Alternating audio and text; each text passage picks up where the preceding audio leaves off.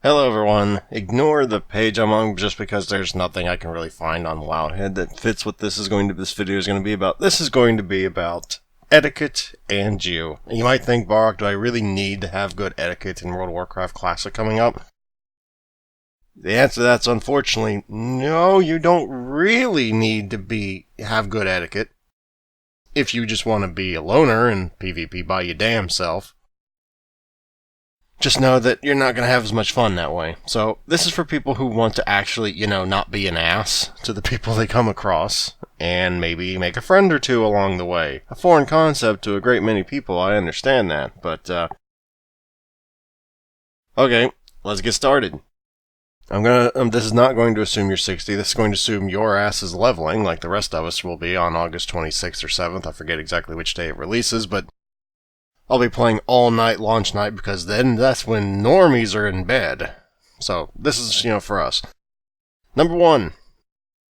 What would you do in this situation? Your buttocks is running yourself around, let's say, Teldrassil, because that's where I'm going to be running around, probably on both my characters in the beginning. And you are going toward that spider cave. I don't remember the name of it because I've only done that starter zone like once. And you notice another night elf there, walking the same direction as you.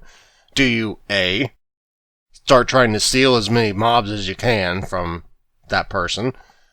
B, whisper them, asking if they want an invite? Or C, just randomly ninja invite them? If you chose C, well, at least you chose better than A. It's still not the best, but you chose better than A. The proper thing to do would be to ask them if they're doing such and such quest, or if they want a group so that you can both get credit for the mobs. Because in vanilla, you do not all get credit for the mobs unless you are grouped. You need to understand this. Or, for example, as an extension of this, if your butt's in, say, Duskwood, and you're going after more Ladim, good luck to you on that one unless you are, same level or higher, and you notice your group, you have maybe a group of 2, and you see another group of 3 already waiting there. You might want to ask them, hey, can we join your group? And then they'll invite you. This is just normal etiquette, so that you all get credit, because things like that usually have, like a 4 or 5 minute spawn timer? You don't want to wait 4 or 5 minutes. Well, at least I don't want to wait 4 or 5 minutes, so, you gotta either make enemies of people or ask to join their group. Because if you steal that thing from them by a moonfire or what have you, arcane shot, whatever instant thing you grab him with as soon as he spawns, you're going to piss him off. That's what you're going to do. And they might remember your name too. I remember at least one guy's name that stole that one quest from what was that? What was that mob name? I can't remember that mob name. It was in, I remember it was, how could I forget the iconic Hogger?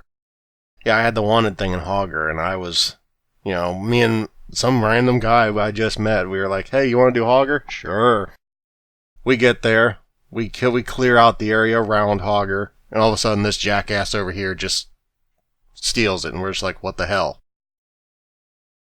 Yeah, still remember that guy's name. I'm not going to put the character name on blast, because one, I doubt the person even knows what their character name was that long ago, but yeah, don't do that. Number 2. Dungeons while leveling. Okay, there's a number of things here. If you wipe in a dungeon, don't be a dick. This should not be revolutionary. Don't just go blaming one person. Unless it is plainly their fault, like they pulled half the room and ran back to you. Then you can kind of blame them a little bit. But if your healer just ran out of mana, dude, don't blame the healer.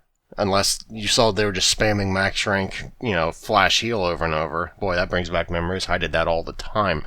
But I still made it work. I had to chug a few mana potions. But I was bad, but at least I had the consumables to back it up. The point is, try and keep a positive attitude in dungeons, because people will remember your name in dungeons. If you do good in dungeons, people will want to run more dungeons with you. If you're not very fun to be around, people are not going to invite you next time they see you. Very self-explanatory. Don't be a dick. Be a dude. Number 3. As far as loot, here's where things get controversial, because a lot of people are greedy as hell. Number 1. let's give an example, because I'm going to be a paladin. Let's say they invite my ret paladin as, because I'm going to be ret leveling. They invite my ret paladin self, and I'm healing. Okay? I'm healing. I'm going to make sure from the get-go in that group what they want me to roll on. Because I got to roll on something. Either I'm rolling on mail and two-handers, or I'm rolling on cloth with intellect. I mean, I got to roll on something here. Now, generally at 60, but at leveling, you generally would roll on two-handers and mail. Because let's face it, you got to level in the open world same as they do, and generally people didn't have a problem with it back then. But when I join a group now, I'm probably going to say, I'm going to roll on two-handers and mail, and if they say, I'd rather you didn't, I'll say, okay, I'll roll on cloth and with intellect on it. And if they say no, I'll just go, yeah, I'm gone. Just make sure people know what the rules are before you start. There's just one example of a paladin, because I assume the same for shamans on the other side, because they got to share gear with, like, hunters and rogue, or hunters mainly. But just let people know what you're going to be rolling on. For example, at 60, if I would go to Strat, Undead side, for example, when I join the group, I'd say, yeah, I'm here for Robes of the Exalted. Nobody else wants that, right? And they'd probably say, no. So then if that drops, I get it. And no one cares, because I got my best in slot until fucking Nax. Because I think I was best in slot until Nax for a Holy Paladin. The point is, just don't surprise people by rolling Need on Hand of Justice, or whatever the hell that, or Iron Foe. Don't do that. You will piss people off, and they will remember your name, and probably blast you in front of the whole server. Number 4. Oh, I forgot something. Let's go back to number 3.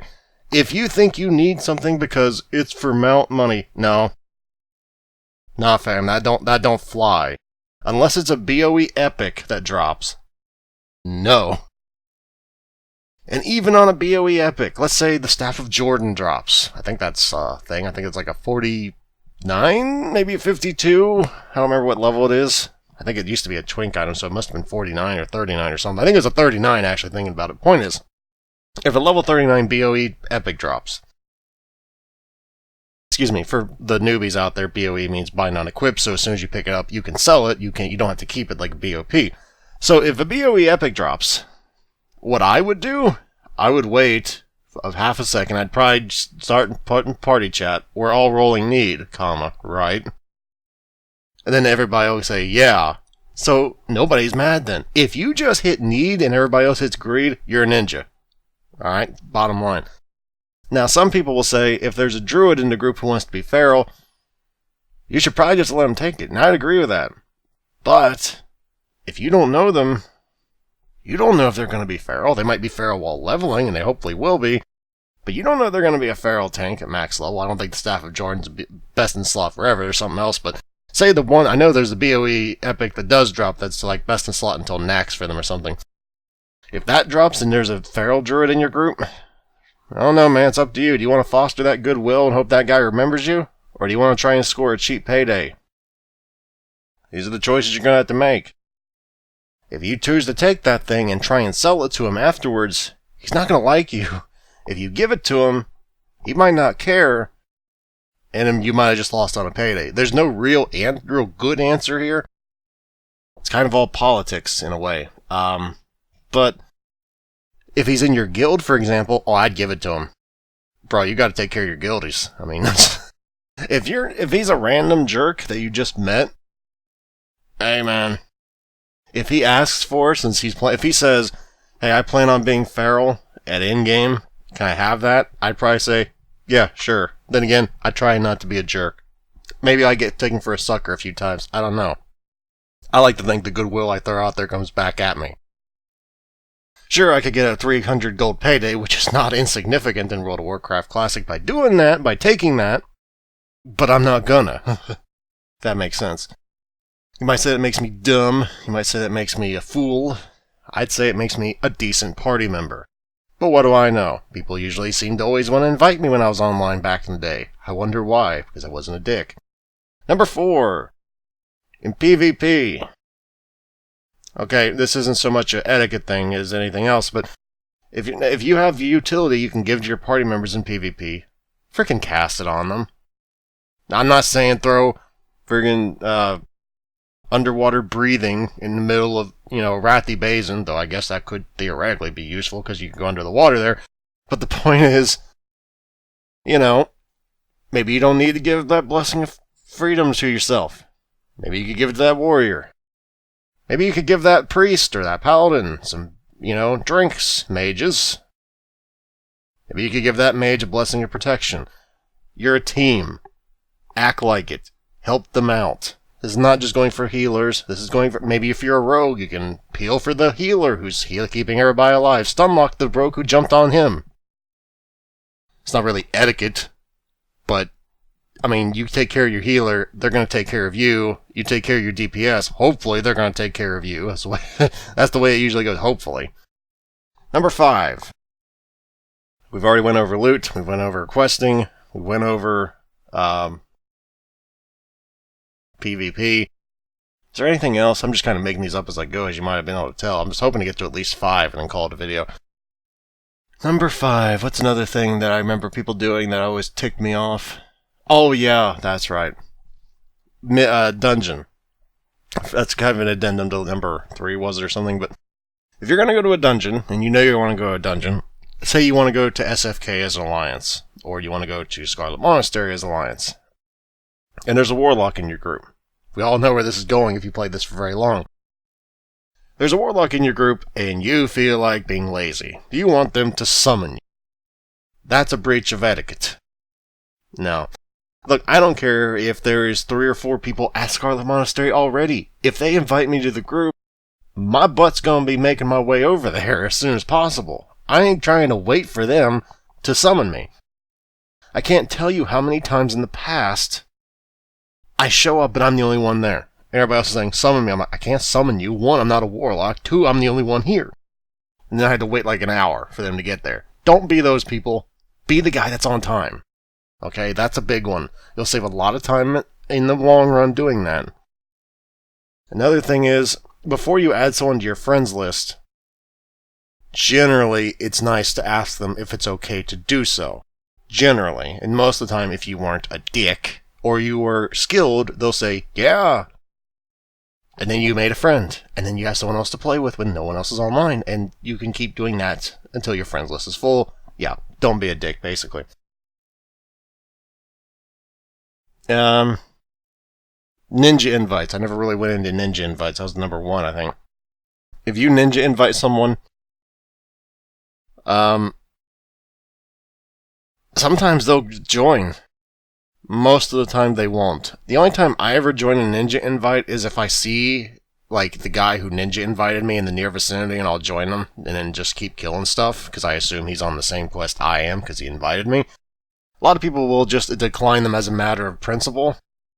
That's not really bad, but just something to know about if you do go around inviting people without sending a message. Though it is nice, it is considered nice to send them a message before you invite them, just so you know. Can't really think of much else at the moment. Is there anything else? I had one thing and it just floated out of my mind. It's gonna annoy me now.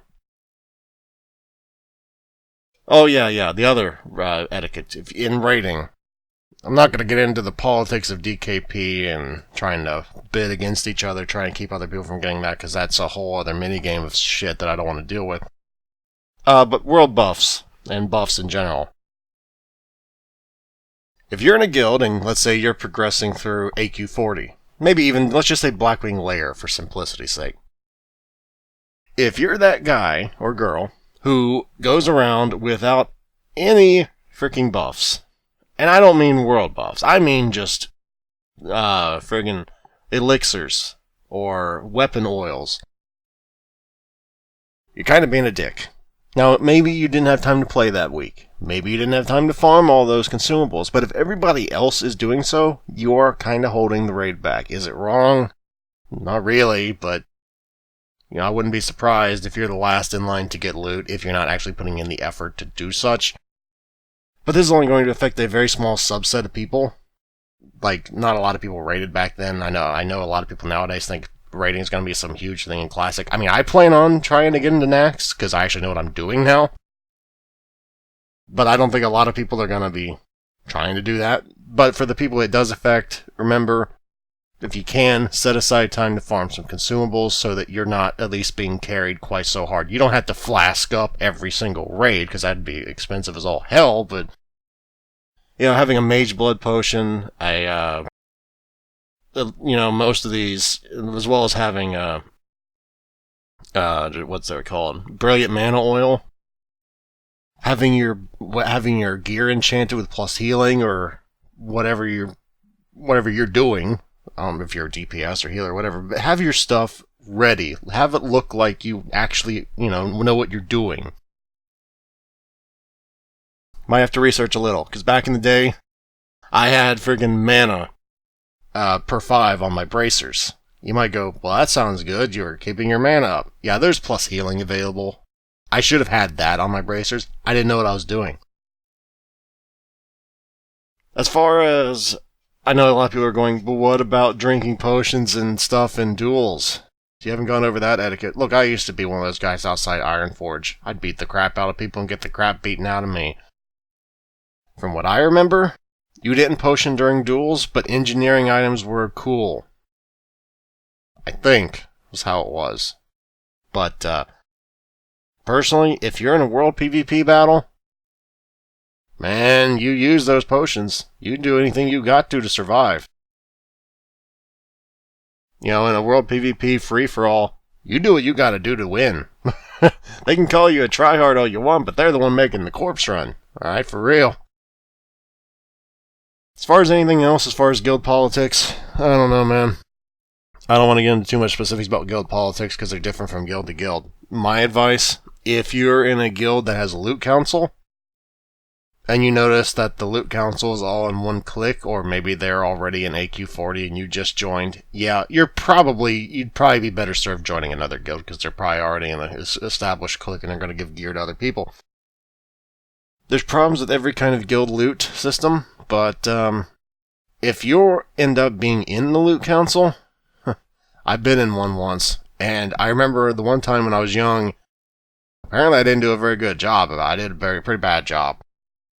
And I never really lived that down. That's why I'm kind of nervous. If anyone says, yeah, you want to be in our loot council? I'm like, I don't know, man. I didn't do a very good job the first time, but then again, I was only 15, now I'm 31. So, maybe I might do a little better now, but it still feel kind of bad doing it. Because, if you're in a clique, you're a group of friends, and you're all in the loot council, you're gonna want to give each other gear, right? But that don't work. If you do that, the other 35 people are gonna leave, and then your reputation goes in the crapper, and then good luck getting any more raids and more gear, and it's just a whole big thing you gotta be careful of. DKP has its own fallouts. Personally, I like Suicide Kings for a for a loot system distribution, but that's a whole other video I don't want to talk about right now. But the etiquette in a loot council is you try and be non-corrupt and don't just give gear to your buddies. And hopefully they won't just give gear to... presumably if you're in that group, you might go, but wouldn't you want them to give you gear? Well, yeah, you would want them to give you gear, but not at the expense of the guild, if that makes sense. Try not to be a nepotist. Is that a word? I don't know if that's a word. But yeah, don't try and play favorites. Anyway, that's about all the etiquette I can think of right now, and I've honestly been talking for too long. As it is, the only other etiquette I can think of is, look, eventually, if you end up in a position of power in a guild, they might ask you to start recruiting, in which case I'd probably just say, yeah, no, that's not me, man. But if you don't mind doing that, if someone says, yeah, I'll join your guild, but I'm Ret, or I'm a Shadow Priest, or I'm a, freaking Enhancement Shaman. Don't make fun of them. Don't try and belittle them or try and change what they're gonna do.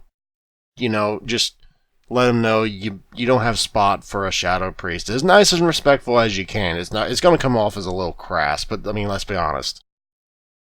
You're gonna run into people wanting to play maybe what you'd call suboptimal specs, and if your guild doesn't want that, you gotta be the one in charge to, let them know, yeah, we don't have a spot for that. That's why I couldn't do it. I don't know how to do it. I don't know how to, say that nicely. I've had people do it to me, because the one time I remember I went shadow like once ever in vanilla. And that was the day like everybody tried to scout me. I'm like, what?